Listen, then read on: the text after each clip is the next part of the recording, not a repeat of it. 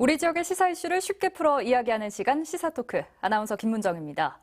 2022학년도 대학 입시 레이스도 끝이 보이고 이제 새 학기를 앞두고 있습니다.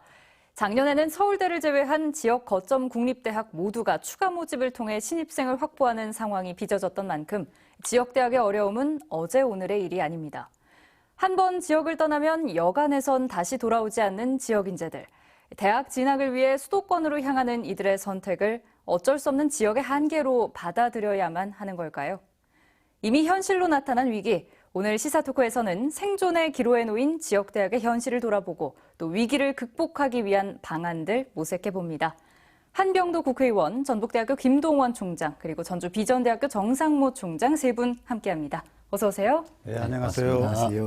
예, 오늘도 이렇게 세 분 귀한 시간 내주셨는데요. 간단하게 시청자분들께 인사 말씀 좀 듣는 시간 갖도록 하겠습니다. 먼저 국회의원님, 한병도 국회의원님 해주시죠. 네, 도민 여러분 너무 반갑습니다. 전북 익산 을을 지역구로 들어오고 있는 한병도 의원입니다. 반갑습니다. 예, 김 총장님께서도 한 말씀 해주시죠. 네, 전북대학교 총장 김동원입니다. 오늘 시사토크가 우리 지방대학 위기를 타개하는 유익한 시간이 되기를 기대하겠습니다. 예, 정상모 총장님께도 안녕하세요. 부탁드리겠습니다. 예, 전주 비전대학교 총장 정상모입니다. 지금도 입시가 계속되고 있죠. 계속되고 있지만 작년에는 92.4%로 정원 대비 조금 미달이었는데요. 금년은 어쩔지 모르겠습니다. 지나봐야겠습니다. 예, 좋습니다. 지난 10년간 이 전북 지역의 대학 입학생은 약 25% 급감했고 또 재적생도 16%가량 줄었습니다. 지난 2021년에는 2005년에 이어 16년 만에 최대 규모의 추가 모집까지 있었죠. 그럼 올해 전북대학들 모집 결과는 어떨지 궁금한데요. 먼저 김 총장님, 전북대학교 상황 어떻습니까? 네, 전북대학교는 사실 아직까지는 예년과 비슷한 수준이라고 말씀드리겠습니다. 매년 한 15명 내외의 미충원을 보이는데요. 금년도 비슷한 현상을 보이고 있는 것 같고요. 그런데 사실은 지금 당장에 학생이 온다고 해도 앞으로 10년 뒤, 20년 뒤에 학생이 오지 않는다면 이게 큰 문제 아니겠습니까? 교육은 특별히 미래를 내다봐야 되는데 아마 10년 뒤에, 20년 뒤에는 상당히 많은 학생들이 지역을 떠나게 돼서 지방대 위기가 그야말로 그들의 가시화된다. 그런 시기가 온다. 그렇게 보고 있고 대학도 긴장을 하고 있습니다. 예, 정 총장님, 비전대 상황은 어떨까요? 지역 국립대학인 전북대가 고전을 면치 못하고 있듯이 2년제 대학인 전주 비전대학교는 더 타격이 심하죠. 이제 극히 학령 인구 절벽으로 감소하기 때문에 그리고 수도권으로 향하는 모든 인식이 있기 때문에 지방 사립대 2년제 대학은 특히 더 힘듭니다. 예. 한 의원님은 최근 지역 대학의 이런 위기 어떻게 보시는지요? 정말 더욱 시간이 갈수록 심각해지고 있다 이렇게 판단을 하고 있고요. 예. 작년부터는 우리 대학 입학 가능 장원이 신입생 정원보다 더 줄어드는 데드크로스 현상이 이미 나타나고 있습니다. 그리고 우리 전라북도만 보더라도 최근 3년간 보면은요, 2019년도에는 충원율이 97.2%였습니다. 근데 2020년도에는 96.3%로 떨어졌다가 2021년에는 90%로 급감하는 이런 현상이 나타나고 있기 때문에 이기의 징조가 곳곳에서 나타나고 있다고 생각을 합니다. 또 우리 인구 문제, 인구 감소 문제와 저는 연동이 돼 있다고 생각이 드는데요. 예. 우리 전라북도가 1970년대까지만 하더라도 인구가 250만 명이었습니다. 그런데 작년 초에 평균을 보면 179만 명으로 네. 급감을 했거든요. 근데 더 문제는 최근 5년 동안을 보면은 매년 1만 명 이상의 인구가 수도권으로 유출이 되고 있습니다. 그러니까 우리 그 신입생 자원은 줄어들고 인구 유출도 급격히 현상이 중복이 되면서 저는 이중고의 어려움이 나타나고 있다 이렇게 생각을 합니다.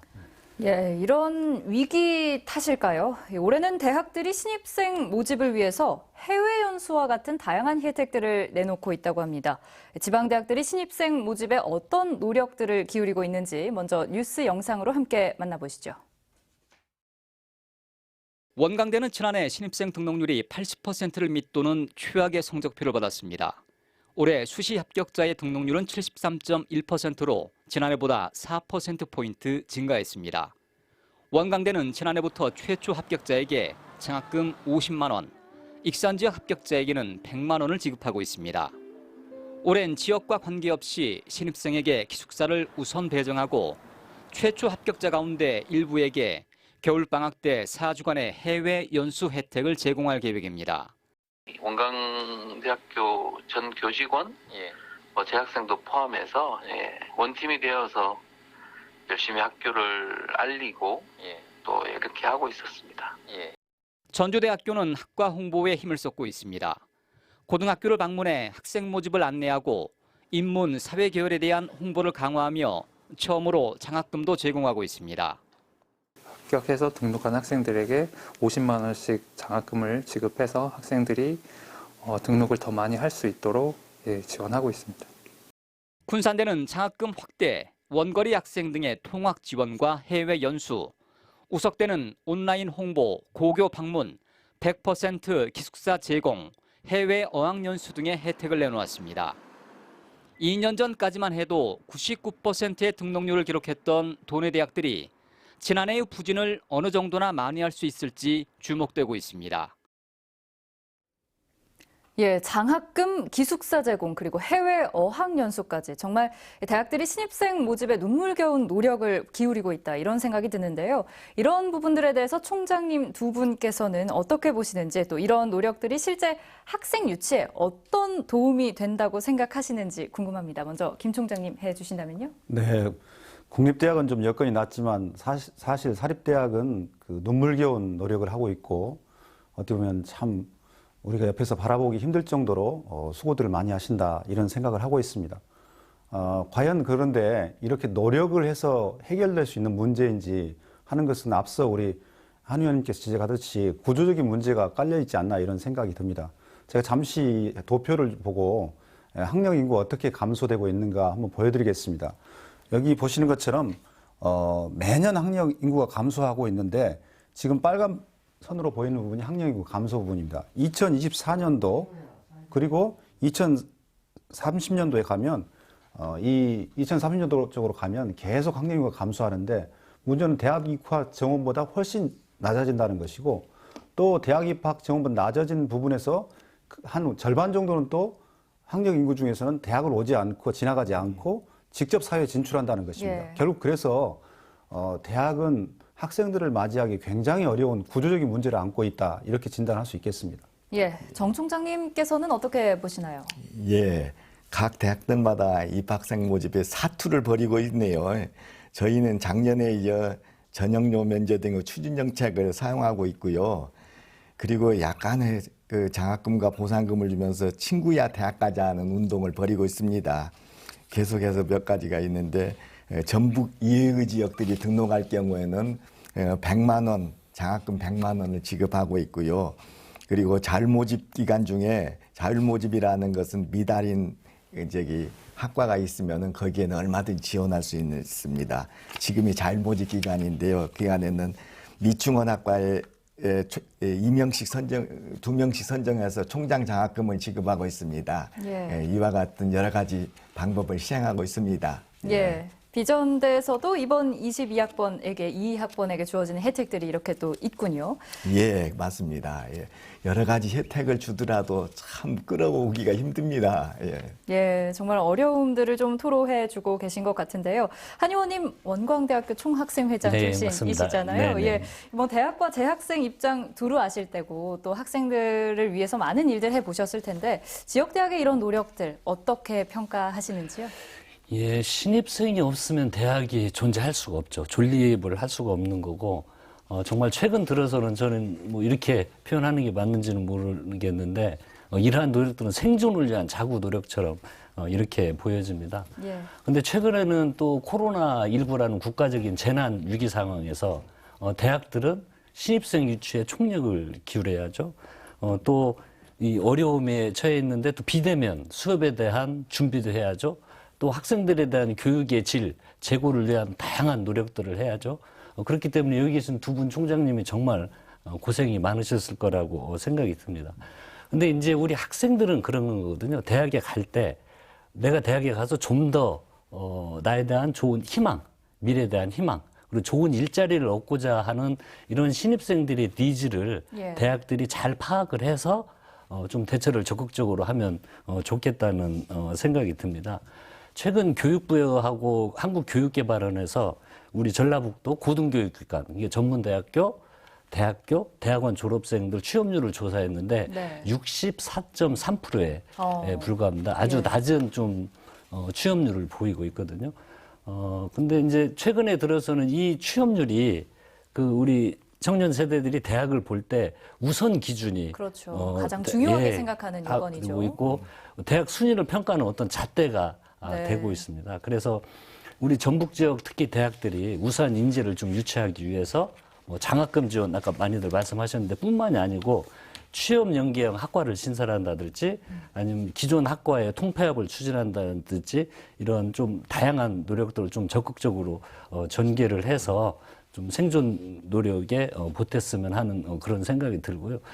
저는 결과적으로는 뭐 이후에 우리 토론 과정에서 이야기를 하겠지만 국가 정책의 어떤 패러다임의 전환이 필요하다고 생각이 듭니다. 수도권 대학은 학생과 인구가 몰리고 있거든요. 우리 지방대학은 학령 인구가 감소하고 어려움에 처하고 있기 때문에 모든 정책의 중심을 지방대학 중심의 정책으로 패러다임을 전환해야 될 시기가 지금 왔다고 생각을 합니다. 예, 그 부분에 대해서 저희가 추후에 네. 또 다시 토론을 해보도록 하겠고요. 이런 혜택들 참 많이 주고 있는데 이게 사실 학생 복지 차원이기도 하지만 말씀하신 대로 이 학령 인구 감소나 수도권 집중 현상으로 인해서 지역 대학의 위기가 심화되면서 그 대안책으로서 마련된 그런 부분도 있을 텐데요. 이런 문제들 사실 충분히 예측은 가능했으나 지방대 차원에서 대비하기에는 실질적으로 힘들지 않냐 이런 지적이 많습니다. 해법은 정부 차원에서 나와야 한다 이런 목소리가 높은 것으로 알고 있는데 총장님 어떻게 보시나요? 네, 당연히 옳은 지적이시고요. 잘 아시는 것처럼 전라북도만 해도 인구 소멸 지역이 약 70% 이상입니다. 결국은 시간이 흐름에 따라서 아까 데드크로스 현상 우리 한 의원님 말씀하셨는데 결국 우리 전라북도 인구는 지금 현재보다 훨씬 더 많이 줄어들 걸로 예상이 되고 있고요. 결국 그에 따라서 학령 인구는 계속 줄어들 것입니다. 제가 또 하나 도표를 준비했는데요. 2035년에 22년 현재부터 줄기 시작해서 2035년에 이르면 대학에 재적한 학생 수의 숫자가 폭락한다. 그런 폭락기가 오고요. 그다음에 2044년에 가면 모두가 포기하는 포기 시대가 온다. 이렇게 인구학자인 서울대 조영태 교수가 예측을 하고 있습니다. 무슨 이야기냐면 우리가 아무리 노력을 해도 2040년도 후반에 가면 더 이상 우리 대학은 할 수 있는 방법이 없다. 포기 시대가 온다는 거죠. 그럼 무슨 말씀이냐면 다시 돌려서 이야기하면 우리가 인위적으로 학생들을 지역에 끌어모으기는 쉽지가 않다. 그러면 이제 그때부터는 모든 한 사람 한 사람이 자원입니다. 대학은 평가의 대상이 아니라 이제 인구를 흡수하고 인구를 유지할 수 있는 하나의 장치가 되는 거죠. 그래서 어떻게 하면 지역의 학생들을 남게 해서 그 지역을 소멸시키지 않고 지역과 수도권이 같이 공존할 수 있는 길이 될 것인가. 이 부분에 좀 더 천착하지 않으면 앞으로 해법을 찾을 수 없다. 그래서 앞으로 시간이 많이 남은 것처럼 보이는데 조영태 교수의 지적에 따르면 2030년도까지 대책을 마련하지 않으면 대한민국은 바로 이 위기에 직면하게 될 것이다. 그렇게 경고를 하고 있습니다. 그래서 좀 구조적인 해법이 나와야 된다. 그래서 그 부분에 대해서는 좀 더 이따가 또 한번 말씀드리도록 하겠습니다.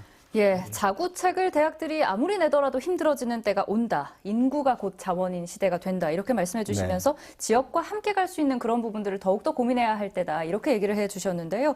정 총장님께서는 어떻게 보시는지요? 예, 저는 구체적인 예를 들어보면은 지역 균형 발전 차원에서 정책적으로 공기간 분산 정책을 펼쳤는데요.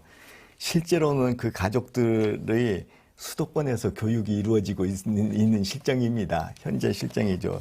그러니까는 정부 차원에서 우선적으로 지방 우대 정책으로 가야 되겠지만은 수도권 집중 현상을 막는 것 자체가 참 쉽지가 않습니다. 인식을 바꾼다는 게 어려운 일이죠. 참 어렵습니다.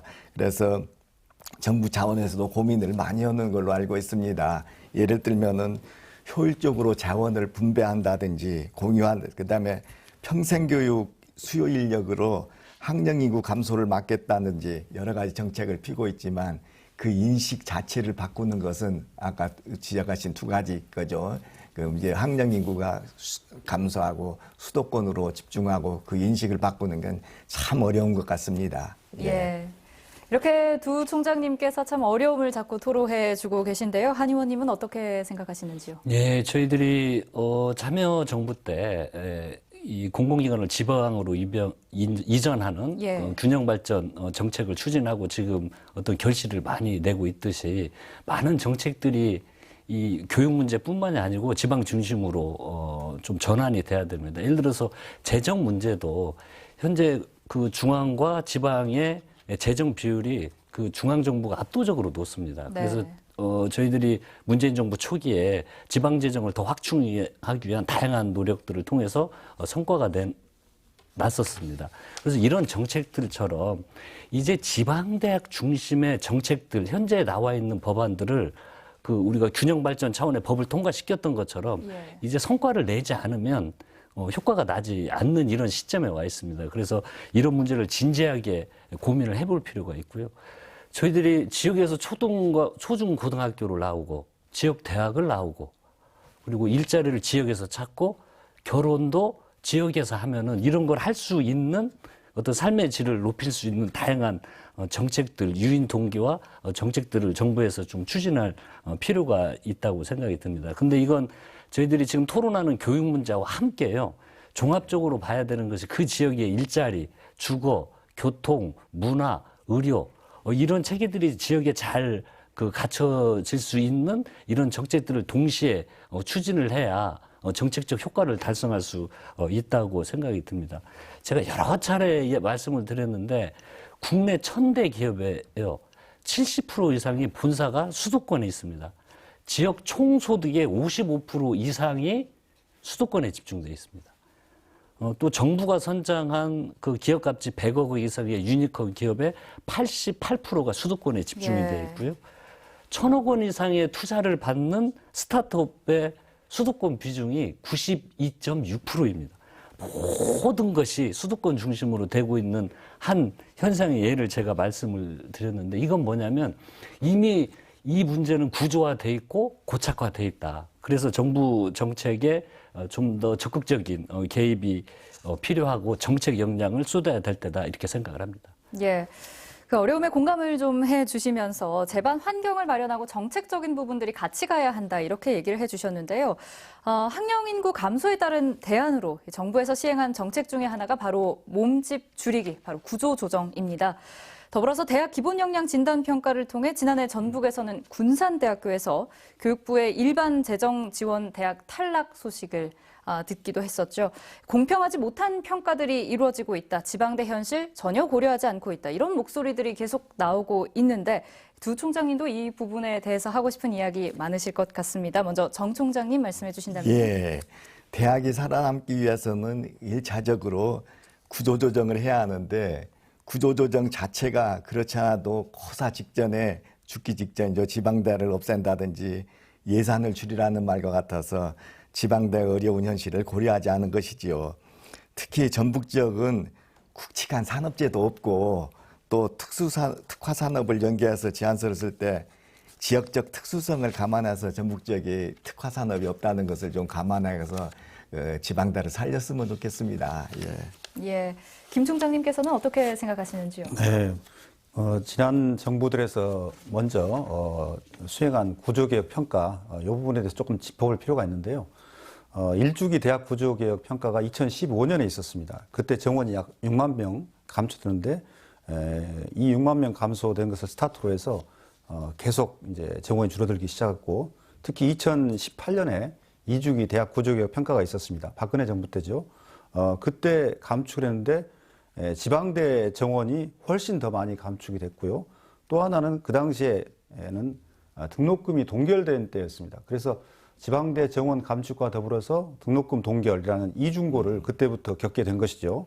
그리고 작년에 2021년에 3주기 대학 구조개혁 평가였는데 이때는 이제 이름을 바꿔서 대학 역량 진단 평가라고 이렇게 명명을 했었습니다. 그것은 구조개혁 평가라는 것이 용어가 좀 거부감이 있고 오히려 대학에 앞으로 먹거리를 만들어준다는 측면에서 대학 역량 진단 평가라고 했었는데 여기에서도 또 문제가 일부 있었던 것이 박근혜 정부 때는 중하위권의 대학들을 주로 많이 이렇게 정원 감축했다면 이 문재인 정부 들어서는 하위권의 대학에 대해서 정원 감축을 했습니다. 그래서 약간 좀 둔화됐죠.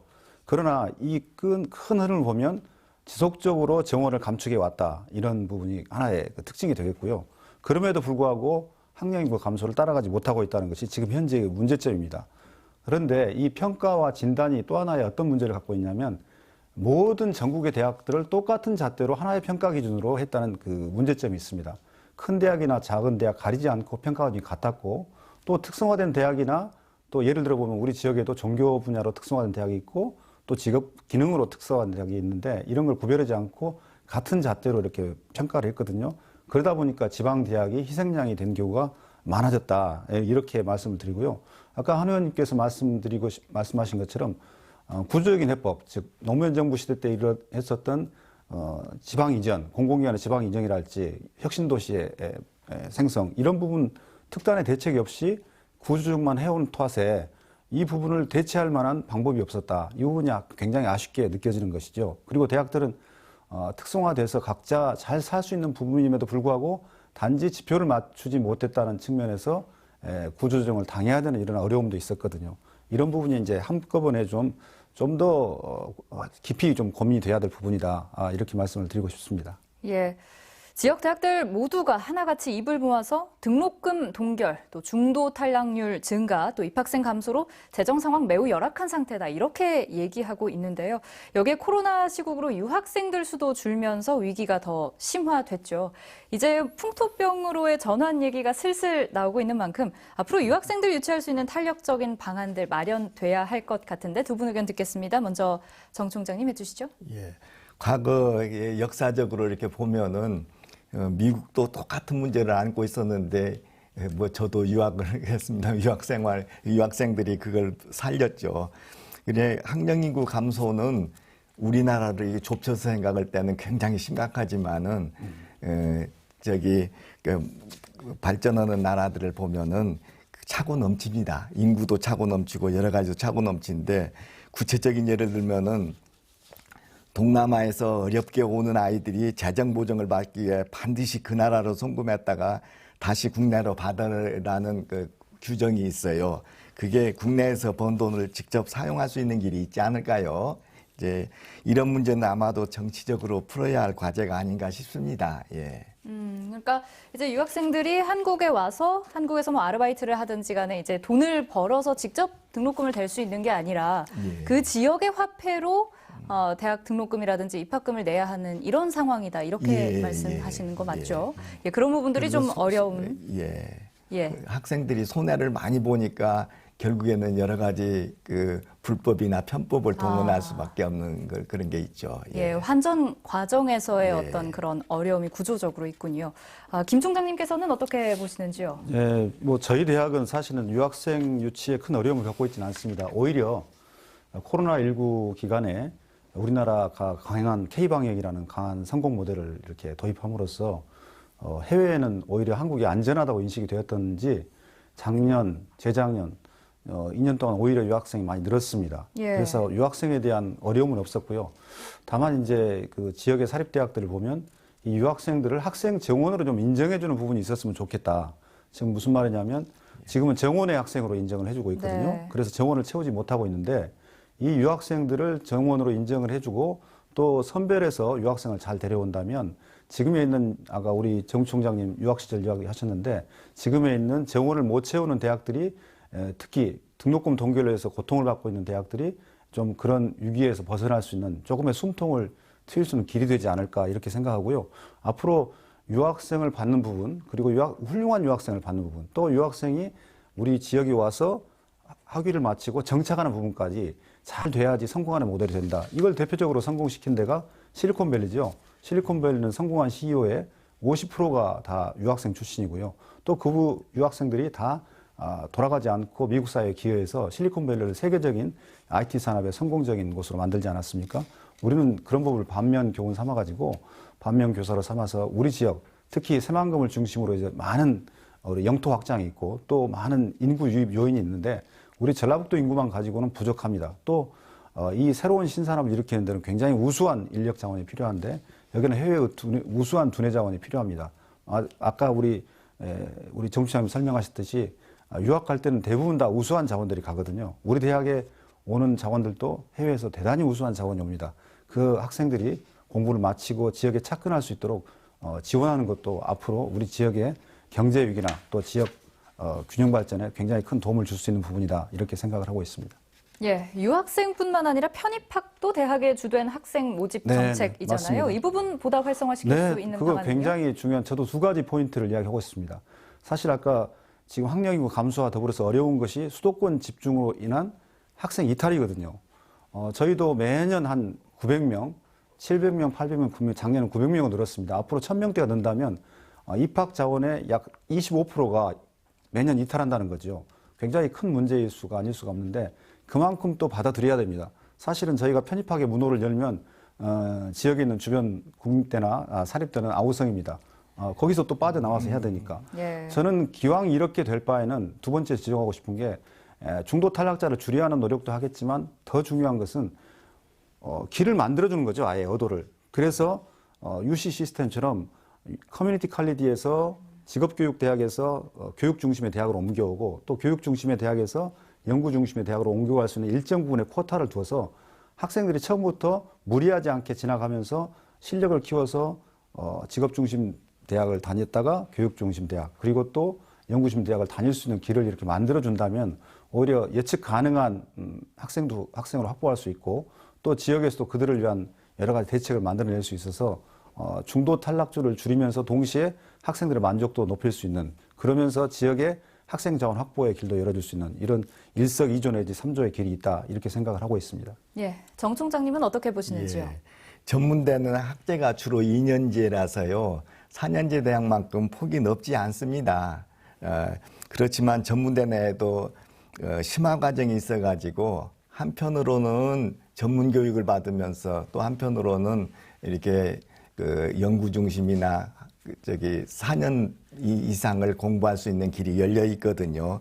그래가지고 그 과거 보면 2013년에서 2014년도에는 저희 전문대학이 취업을 잘 시키니까는 취업을 위해서 유턴하는 그러니까 4년제로 갔다가 다시 유턴하는 경우가 있었는데요. 예. 지금 숫자가 그렇게 많지는 않은 것 같습니다. 예. 네. 지역대학 문제가 심각한 이유는 대학 전체의 붕괴가 지역 전체의 붕괴로 이어지는 큰 악순환의 고리가 만들어지는 탓일 텐데요. 이번에는 대학 서열화 문제도 좀 들여다보죠. 지역 인재들도 사실 인서울대학 진학을 선호하고 있습니다. 대학의 인지도나 또 다양한 기회를 중시하면서 경쟁력을 갖추려면 수도권 대학으로 가야 한다 이렇게 생각을 하는 건데요. 두 총장님께서 지방대의 경쟁력도 충분히 뛰어나다 이런 얘기해 주셔야 할 것 같거든요. 먼저 정 총장님께 듣겠습니다. 예, 그동안의 대학 현실이 이제 지난 과거를 보면은 지금 하신 말씀이 맞습니다만은 현재로는 지방에 소재한 대학들도 여러 가지 프로젝트들을 많이 하고 그 다음에 정책 개발도 하기 때문에 노력을 하고 있습니다만은 한번 바뀌는 인식을 되돌리기에는 참 어려운 것 같습니다. 예. 예, 김 총장님은 어떻게 보세요? 예, 방금 말씀하신 것처럼 그 인식의 전환이 대단히 중요하다 보는데 거기에는 지역의 대학뿐만 아니라 지자체 그리고 지역 혁신기관 그리고 지역의 기업들 모두의 공동의 노래가 이제 필요하던 때가 되지 않았나 이런 생각이 들고요. 제가 2주 전에 국회에서 포럼에 참석한 적이 있습니다. 아침 조찬 포럼에 참석했는데 교육 문화에 대한 여러 가지 정책들을 내놓고 서로 아이디어를 주고받는 것인데 그때 한 수도권의 대학의 교수께서 지방에 있는 대학에 미래가 있는가 하는 회의적인 질문을 던지셨어요. 무슨 말이냐면 과연 정부가 지방 균형 발전 지역을 위해서 이렇게 투자를 하는데 효과를 어느 정도 거둘 수 있을 것인가 오히려 수도권 중심으로 성장하는 것이 대한민국을 위해서는 바람직한 길이 아닌가 이런 좀 엉뚱한 논리의 말씀을 하시는 걸 봤어요. 그리고 지역의 인재가 지역에서 특별히 할 일이 없다. 그러니까 서울로 와야 되지 않냐. 이런 주장이었는데 사실 그때 제가 지역에서 공부를 하고 지역에서 취업한 학생이 지역 기업에 착근해서 성공한 예들을 몇 가지 설명을 했습니다. 사실 지역에 우수한 중견기업들도 있고요. 또 연봉이 수도권에 못지않은 고액 연봉을 주는 이런 기업들이 있습니다. 또 그 기업들 중에는 단순히 대기업에 하청하는 기업뿐만 있는 게 아니라 세계 20국 이상 우리 제품을 수출하는 이 소부장의 중견기업이 있고요. 또 대기업은 아니지만 전 세계적으로 알려져 있는 이런 기업들이 있습니다. 그래서 성장 가능성이 높은 기업들이 있기 때문에 우리가 함께 캠페인을 통해서 이들을 살릴 수 있는 노력을 해야 된다 이렇게 생각합니다. 또 하나 덧붙여 말씀드리면 저희 전북대학 같은 경우 각종 평가에서 요즘 대학 평가가 국내도 있고 국외도 있지만 세계 대학 평가에 QS, TH 뭐 이런 상해 교통대학 평가들이 있습니다. 특히 QS 평가로 보면 저희는 거점 국립대에서 여러 가지 지표에서 보통 2위 아니면 3위를 하고 있습니다. 최근은 2위를 더 많이 하고 있는데요. 전국적으로도 스카이를 포함해서 국사를 포함해서 20위권 위에 세계 대학 평가에 들고 있습니다. 그만큼 앞서 있는 부분이 많다는 거고요. 말이 20위권이지 학문 분야별로 따진다면 예를 들어서 의료 분야랄지 이공 분야는 세계 300위권 안에 드는 굉장히 앞선 분야도 있습니다. 즉 무슨 말이냐면 대학은 이제 많이 특성화되어 있다. 아까 여기 비전대도 마찬가지겠지만 원광대 또 우석대 다 각각 장점이 있는 특성화된 분야가 있거든요. 전북대만 해도 에너지 분야랄지 농생명 분야랄지 또 금융 분야랄지 이런 특화된 분야가 있어 그 분야에 대한 인력들은 어느 대학에 못지않게 훌륭한 인재를 키워내고 있고 또 수능에서도 우수한 자원들이 들어와서 실제 공부를 하고 있다. 또 하나 강조하고 싶은 것은 지역에 있는 그 교수가 굉장히 우수하다.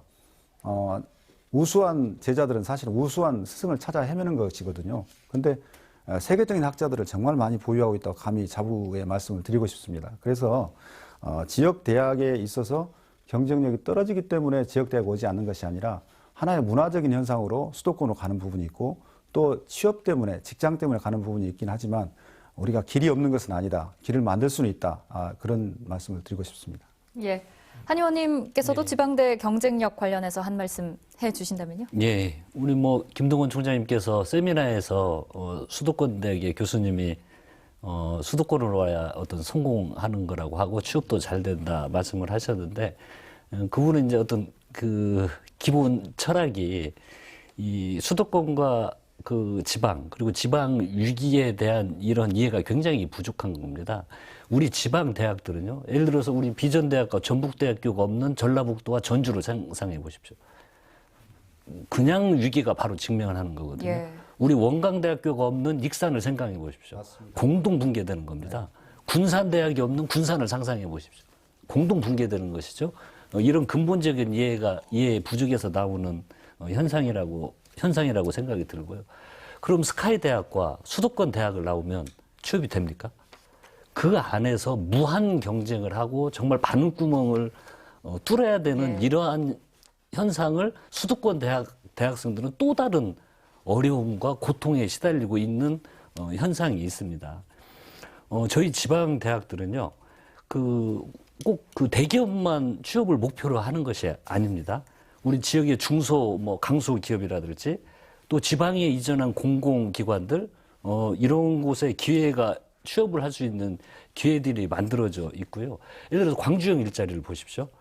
그 일자리에 이 어떤 주택, 또 교통, 이런 걸 지원을 하면서 거기에 광주에서 취업한 그 광주형 일자리에 참석한 많은 사람들의 만족도가 아주 높습니다. 왜 또 일정 부분을 정부에서 지원을 해주거든요. 주택, 그 교통 관련된 지원도 해주고요. 오히려 더 많은 혜택들이 주어지는군요. 그렇습니다. 그렇기 때문에 오히려 지방에서 일자리를 구하는 것이 지금 광주 일자리는 계속 확대되고 있습니다. 그래서 이렇게 하면은 오히려 삶의 질을 높일 수 있는 좋은 일자리를 얼마든지 우리 지역에서도 창출하고 만들어낼 수가 있고요. 여기 계신 두 총장님께서 아주 고생을 하고 계시는 걸로 알고 있는데 예를 들어서 취업 중심으로 학제를 개편을 하고 인턴십을 넘어서 취업까지 연계하고 지역대학을 분명히 경쟁력을 갖출 수 있는 요인도 많이 있다고 생각이 듭니다. 또 국가 균형 발전 차원에서 지원도 있을 수가 있고요. 우리 지역은 또 지자체와 협업을 해서 또 기대할 수 있는 기대치도 많이 있다고 생각이 듭니다. 전라북도 같은 경우에는요. 예를 들어 현대자동차 얼마 전에 다시 가동을 어제 대통령이 예. 오셔서 가동을 선언을 하는데 현대중공업 또 뭐 광전자 이런 데들하고 연계를 해서 계약 허가를 개설한다든지 또 안정적인 그 취업을 보장할 수 있는 여러 방법들이 오히려 정책적 수단을 많이 강구할 수 있는 여건이 지방대 여건이 낮다. 네. 그리고 부족한 부분은 정부에서 정책적으로 아까 방금 전에 말씀드린 이런 노력들을 하면 충분히 경쟁력이 있고 오히려 더 많은 일자리를 얼마든지 지역에서도 만들 수 있다고 생각이 들고요. 타 지역으로 빠져나가는 젊은이들이 이런 정책들이 정착이 되면 경쟁력이 저는 오히려 수도권 대학 못지않게 우리 지역 대학에 있다 이렇게 생각을 합니다. 예. 일자리 얘기해 주셨는데 지역의 경쟁력을 강화하고 또 지역 인재 유출도 막을 수 있는 가장 확실한 방안은 사실 이렇게 좋은 일자리 그리고 취업 보장이 아닐까 싶습니다. 정 총장님 비전대는 2020년 그리고 2021년 연속 전국 전문대 취업률 1위를 기록했다면서요. 예, 그럼에도 맞습니다. 불구하고 학교 차원에서도 이 부분 놓고 늘 많이 고민하고 계실 것 같은데 어떤가요? 예, 예. 지역 인재들이 한번 학교에 들어오면은 당연히 취업을 해야 합니다. 그래서 우리 대학 예를 든다면은 취업률이 높은 이면에는 교직원들과 그다음에 당사자들의 피나는 노력이 있었고요. 그걸 전제로 하고 피난 노력이 있었고요. 우리 대학만의 특수한 여러 가지 정책을 피고 있습니다. 예를 들자면은 취업 부분을 넓히기 위해 가지고 우리가 이제 대기업 맞춤형이라든지 자격증반이라든지 사회 수요 맞춤형반이라든지 그렇게 그러니까 수요에 맞는 특수한 반을 운영하고 있습니다. 네. 학생들이 뿐만 아니라 그런 수요를 충분히 만족시킬 뿐만 아니라 인성을 갖춘 인품을 갖춘 인재를 양성해서 얼마든지 공급해주자 그런 정책을 펴고 있습니다. 예. 예. 취업으로만 생각하면은 참 저희가 괜찮은데요. 2년제 전문대의 경우 취업률이 곧바로 입시 우르고 예. 연결되지 않은 게 문제인 것 같습니다. 예, 알겠습니다. 이렇게 대학을 취업률 잣대로만 평가하는 게 옳은지 그른지는 사실 갑론을박이 있습니다만 총장님께서는 어떻게 보시는지요? 취업률을 고려하지는 않을 수 없죠. 예. 아무래도 어떤 전문대학을 가든지 4년제 대학을 가든지 학생들은 미래를 보고 가는 거니까요. 예. 그리고 반드시 졸업한 뒤에는 일정 정도 사회에 환원을 해야 되지 않겠습니까? 결국 그건 취업을 통해서 가능한 부분인데요.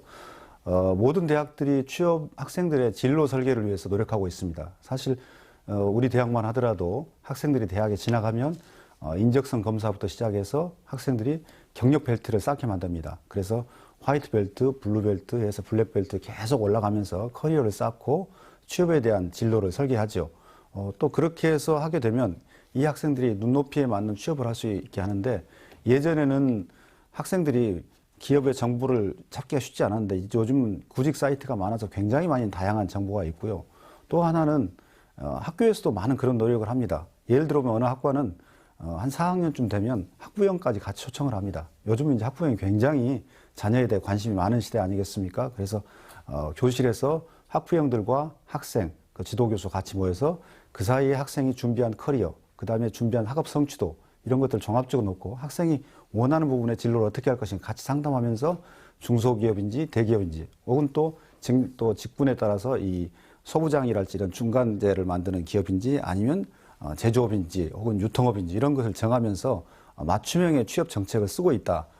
그럼에도 불구하고 저희가 예전에 학교 다닐 때 비하면 굉장히 획기적으로 좋아진 시스템입니다. 예, 마치 고등학교 생활기록부 쓰는 것 예, 맞습니다. 그렇게 하는 거죠. 생활기록부 쓰는 것처럼 이렇게 꼼꼼하게 취업 지도를 하고 있습니다. 그럼에도 불구하고 사실은 지역에 대한 취업률이 높지 않아서 안타깝고요.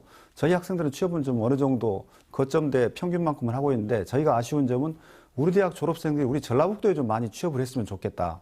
왜냐하면 전라북도에 아까 몇 군데 회사 말씀 우리 한 의원님, 우리 정 총장님 말씀하셨지만 비나텍이나 대우전자부품, 주식회사 호룡, 월드클래스 기업에 가까이 가는 기업들이죠. 이 기업들의 연봉을 보면 4,000에서 4,500 정도 합니다. 신입사원 초봉이. 굉장히 높죠. 누구든지 가고 싶어 하는 곳인데 근데 서울 지역에서 똑같은 그 정도의 수준을 주거나 그보다 낮음에도 불구하고 학생이 서울로 가는 겁니다. 지방으로 오지 않고. 그러니까 서울이라는 그 흡입력이 굉장히 아직까지 대단하다는 것으로 보고 있는데 네. 앞으로 지역에서는 캠페인을 벌려야 될 게 아까 한 의원님 말씀하신 것처럼 사실 삶의 질은 수도권보다 우리 전주가 혹은 전라북도가 훨씬 낫다고 봅니다. 오히려 그 공기도 그렇고요. 또 출퇴근 시간도 그렇고요. 또 여가의 그 워라밸이라고 하지 않습니까? 이런 것들을 활용하는 측면에서 보면 수도권에서 근무하는 것보다 훨씬 좋은 여건이다. 또 하나는 모든 직장이 한 번 들어가면 끝까지 있는 게 아니라 계속 갈 수 없는 것이고 어느 지점에 두면 나와야 됩니다.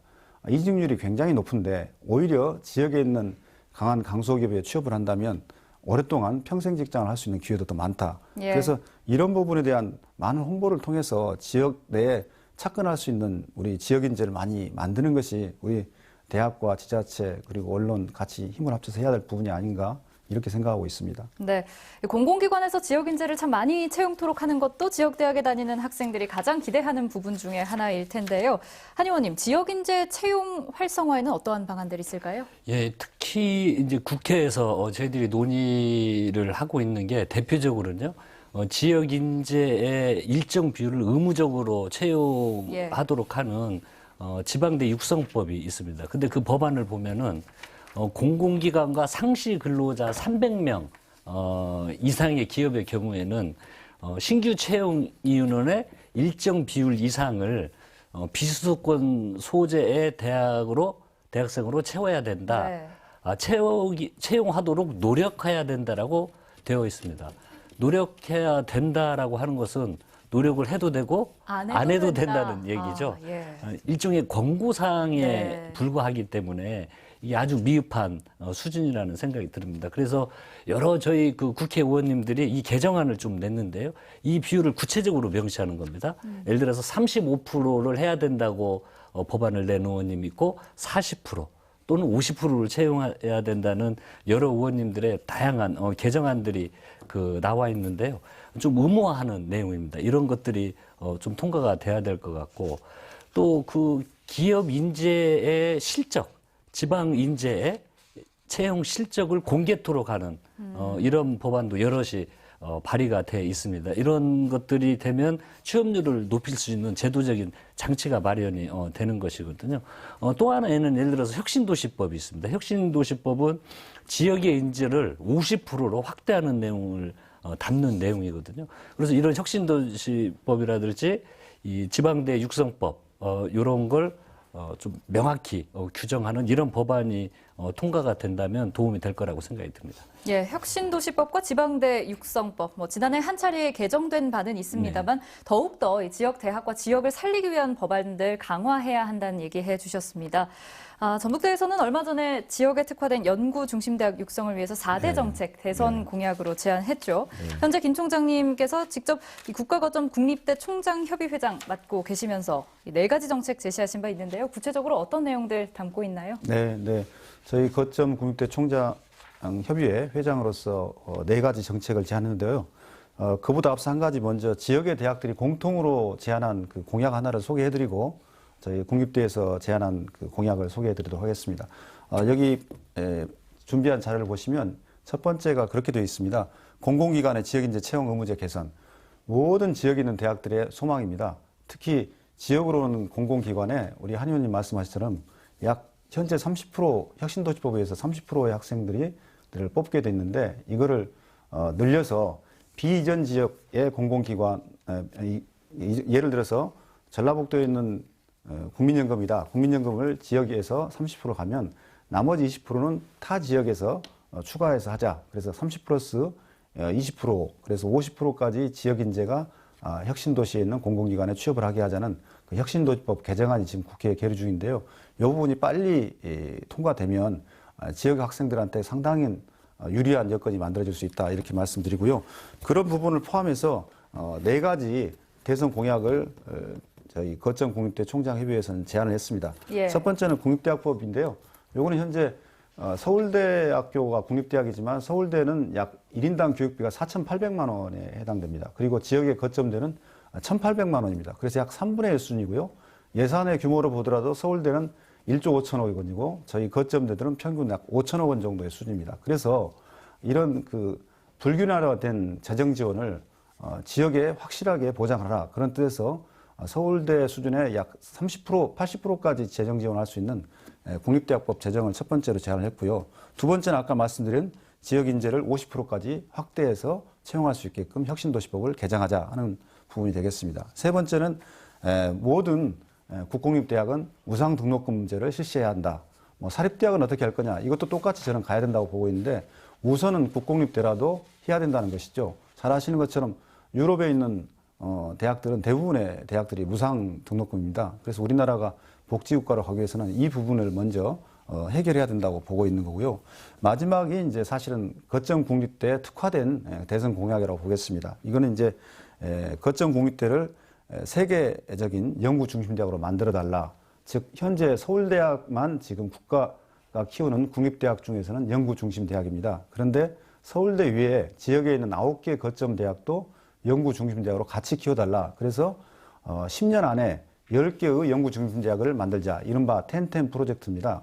그렇게 하기 위해서는 지금 R&D 사업 하는데 모든 R&D 사업이 재정이 수도권에 70%가 있습니다. 이거를 7대 3의 비율에 있는 것을 6대 4나 5대 5로 맞춰주라 하는 것이 첫 번째 요청 사항이고요. 두 번째는 지역 대학의 국책연구소를 만들어 달라. 왜냐하면 지금 모든 국책연구소는 대전이나 혹은 한 곳에 집중되어 있습니다. 이걸 이제 지역에 분산해서 배치해달라. 그리고 새로운 연구소를 만들거나 특화연구소를 만들 때는 분산해서 배치해달라는 것이고요. 마지막으로는 지역 대학 내에 과학기술 특성화 단과대학을 만들어 달라는 것입니다. 지역에는 우수한 대학이 없냐? 그렇지 않습니다. 울산에 있는 유니스트랄지 광주의 과학기술은 아주 우수한 특성화 단과대학이죠. 특성화 대학이죠. 이런 것처럼 우리 거점 대학은 비록 종합대학이지만 그 안에 일정한 부분에 특성화된 부분을 특성화 단과대학으로 과학기술 특성화대학처럼 지원을 한다면 세계적인 연구 중심 대학을 만들 수 있다. 이런 네 가지 사항을 저희가 제안을 한 바 있습니다. 예. 이외에도 지역의 핵심 산업을 이끌어갈 지역 인재 육성에도 또 노력을 하고 있어서 뭐 RIS 사업 등도 진행을 하고 있고요. 또 학교 기업 육성을 비롯해서 굉장히 다양한 역할들을 이제 학교에서 하겠다고 나서고 있는 실정인데요. 이렇게 지역 학생들의 선택을 받는 것도 중요하고 서울과 수도권 비롯해서 타 지역 학생들이 찾아오는 대학을 만들기 위해서 더욱 많은 노력들을 기울여 주시고 계신 만큼 앞으로 지역 대학들의 어떤 지원책들이 더 필요할지 또 지방대 입장에서는 어떤 노력들 기울이면 좋을지 듣겠습니다. 먼저 정 총장님 해주시죠. 예, 지역 사립대학으로서 2년대 대학으로서 가진 노력을 많이 하고 있는데요. 정말 사활을 건 투쟁을 많이 하고 있는데요. 제가 이 자리를 빌어가지고 정치권에 부탁하고 싶은 것은 그렇습니다. 전라북도에 국회의원님이 11분 계시는 걸로 알고 있는데 국회에서 교육위원회 소속은 한 분도 안 계신 걸로 알고 있거든요. 예. 그래서 우리 애로사항을 대학 운영의 애로사항을 끊임없이 듣고 해결해 주신다면 든든한 버팀목이 될 것입니다. 예, 적극 지원하겠습니다. 예.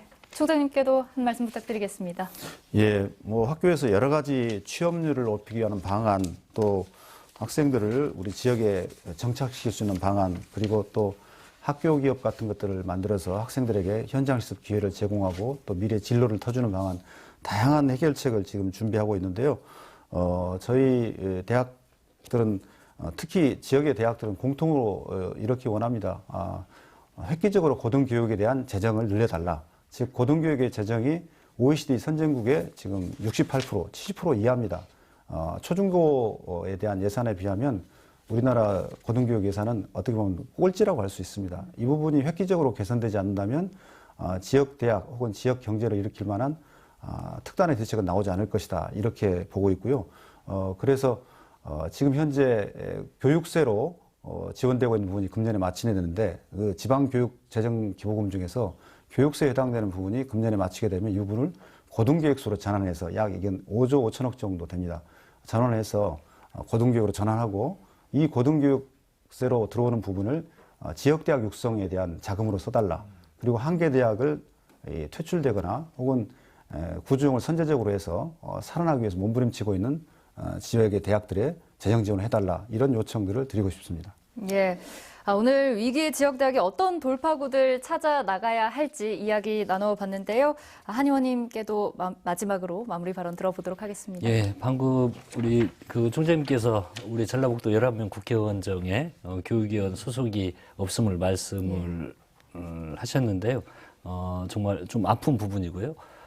다음 저희들이 하반기 원 구성을 할 때는 꼭 교육위원회에 들어가서 활동을 할 수 있도록 이렇게 노력을 하겠다는 말씀 드리겠습니다. 제가 현재 맡고 있는 게 민주당의 원내 수석 부대표를 맡고 있으니까요. 예. 제가 17개 상임위를 모두 관할을 합니다.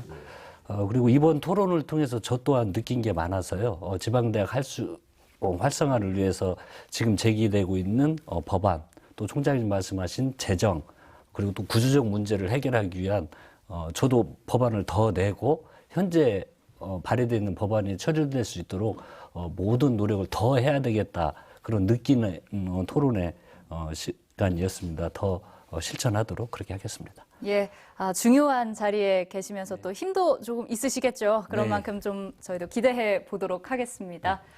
아직 바람은 차지만 그 속에서도 때를 알고 피어나는 꽃들이 머지않은 봄을 기다리게 합니다. 매해 더 혹독한 겨울을 보내고 있는 지방대학이지만 오늘과 같은 실천적인 논의들을 토대로 대학 구성원과 지역이 모두 함께 웃을 수 있는 따뜻한 바람이 곧 불어오길 기대해 보겠습니다. 시사토크 마칩니다. 함께해 주신 여러분 고맙습니다.